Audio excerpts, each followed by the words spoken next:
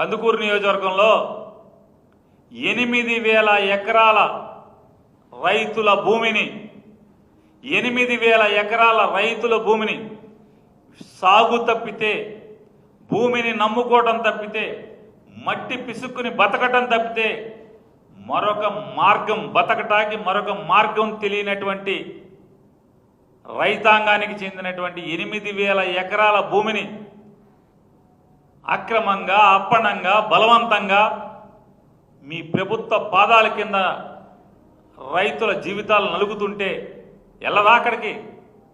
పక్కనే కదా, ఇల్లేరుగా కనిగిరి.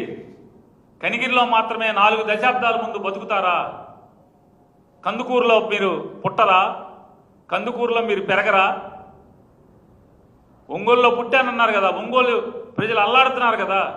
నెల్లూరులో పుట్టానన్నారు కదా, నెల్లూరులో పెరిగా అన్నారు కదా. అది కొత్తగా నెల్లూరు జిల్లాకే వచ్చింది కదా. అది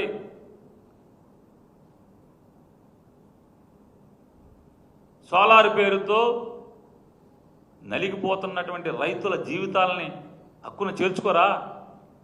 ఎన్నికల ముందే ఎక్కడికి పడితే అక్కడికి వెళ్తారా? పదవి లేనప్పుడు మాత్రమే తిరుగుతారా?